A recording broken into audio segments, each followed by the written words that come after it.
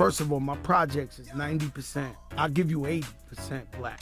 My grandmother's projects is 99.9% black. So I'm Spanish. I knew I was Latino, but the whole time I thought I was black anyway. So my mom's lived there 40 years before I was born. In this project. And I'm born, blonde hair, green eyes. She brings me there. The first thing they go, look, oh, look at this little nigga Joey. He got green eyes. Mm-hmm. Puerto Rican rapper Fat Joe grew up in South Bronx, New York in the USA, and he grew up in close proximity to African Americans, and now he feels comfortable saying this. These rumors were made by radical black racists. Let's just say that, okay? It's a group of these guys that don't want to hear Jamaican, don't want to hear Guyanese, they don't want to hear a black guy that ain't down with them. Right? So their job is to criticize anybody who don't look like them or who ain't black American. Who are these guys? You want me to say a name? We're going to give them too much clout. I mean, the FBA, Foundational Black Authority, whoever the fuck these broke niggas is. Their job is to criticize anybody who don't look like them or who ain't black American. Who are these guys?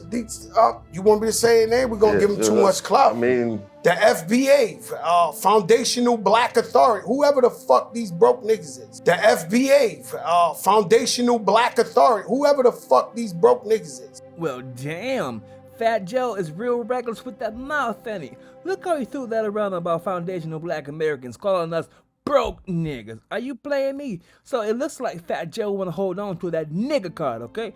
Nigga. So we gonna do that. Fat Joe, you got a test coming up, y'all. So let's dig a little bit deeper, y'all. Why does Fat Joe want to continue appropriating being called a nigga? Let's go. What's up with all the black people saying that nobody can say the N-word, Latinos can't say the N-word? You have effectively marketed that word and sold it. You have turned it into a cultural item. It's in every comedy show. It's in every movie. It's in every music. The way that you're not embarrassed to come on here and fight just to be a scavenger. Scavenging off someone else's culture, it needs to be studied. Could you imagine if black people casually walked around calling each other wetback? Hey, what's up, my wetback? I bet you wouldn't like that. You should be focused on combating the issues impacting your own people, like ICE raids and illegal deportations. If only Mexicans and Hispanics who fight so hard to say the N-word put that same energy into fighting for your own rights, the same way you fight so hard to leech off of a culture that isn't even yours. It's truly pathetic. Assimilation is still so ingrained in so many weak-minded Mexicans and Hispanics that you take pride in wearing the identities of other people because you have no pride in your own. Instead of embracing your own culture, you scavenge off others, in this case black culture, hoping proximity to blackness will make you relevant, cool, and maybe even powerful, because most of us are aware of the global impact of black culture. Flex your own culture with the same energy that you try to flex black culture, and just keep it moving, because this is embarrassing. And before anybody says that no one should be using the N-word, that is none of your business unless you're black, and that is for the black community to decide and no one else. She said a lot in this video right now, y'all. Weak-minded Hispanics who fight so hard to leech off the cultures of other people. In this case, Fat Joe, trying to gain strength by using a name that's not even his. He is not a nigga. Why is Fat Joe looking for some power? And if Fat Joe want to be called a nigga so bad, we gonna give Fat Joe a nigga test. And if he passes that test, I will call him my nigga from here on out. Rapper Fat Joe is facing explosive allegations in a $20 million lawsuit filed by his former hype man, Terrence Dixon. The 157-page complaint, which includes a trigger warning due to graphic details, accuses the artist of sexual manipulation, racketeering, and years of abuse behind his music empire. Dixon alleges Fat Joe, whose real name is Joseph Antonio Cartagena, engaged in sex with 15 and 16-year-old girls, and even plotted to have rapper 50 Cent killed. He also claims he was coerced into sexual situations with women Fat Joe brought back to hotels. Some allegedly watched and filmed. Legal expert David Schwartz says the lawsuit could have serious legal implications beyond the civil courtroom. But it's looking very similar to the Sean Combs case in that it could spur on a criminal investigation into the coercion into these acts, especially one of the allegations are some of the sexual acts they were engaged with 15-year-olds. So now you have statutory rape being alleged within the context of a civil complaint.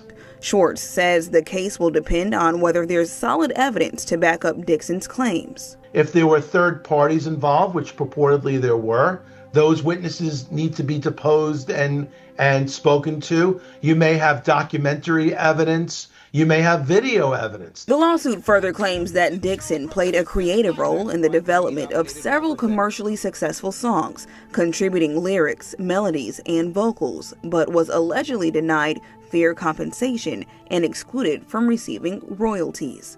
A lawyer for Fat Joe claims the suit is retaliation after they sued first for slandering the rapper on social media. In a statement, attorney Joseph Tacopina says the lawsuit filed by Tyrone Blackburn and Terrence Dixon is a blatant act of retaliation, a desperate attempt to deflect attention from the civil suit we filed first, which exposed their coordinated scheme to extort Mr. Cartagena through lies, threats, and manufactured allegations. Tacopina adds that the allegations are complete fabrications intended to damage Fat Joe's reputation and force a settlement through public pressure. Ay, puta madre, este cabrón aquí, José Antonio Cartagena, tiene cargos criminales, no lo puedo creer. Y lo jodido de su caso es que él está acusado de relaciones sexuales inapropiadas con menores. Él es un puto cabrón. Ay, Dios mío. And here is the contextual translation for what I just said in Spanish, y'all. Okay, let's get to it. Son of a bitch. This bitch ass nigga right here, Joseph Antonio Cartagena. He's got criminal charges. I can't believe this shit. And the fucked up thing about his cases is that he's being accused of inappropriate sexual relationships with minors. He is a dumb bitch. Oh my God. Oye, papi, ¿te acuerdas de esto? The FBA, Foundational Black Authority, whoever the fuck these broke niggas is. Fat Joe is too reckless on the things that he say. No foundational black American person is going to refer to each other as being broke niggas, broke FBAs. He don't take this shit serious because he don't got that black blood in his veins. He may have grown up in the South Bronx with some legendary pioneers of hip-hop music, but he still ain't black. And if you want to hold on to that black card, he about to get that nigga wake-up call. Look at these pictures. 14-year-old black boy. George Tenney, death by electric chair. Another 14-year-old black boy. Emmett Till, murdered by racist white men. Jonathan Irons, framed by racist police officers when he was 16 years old. I'm about to close this video, y'all. If Fat Joe want to use that term, nigga, he gonna have to answer that nigga call. And if he does, if he passes this test, I'm gonna call him this for the rest of my days. My nigga. Roll your window down, start there.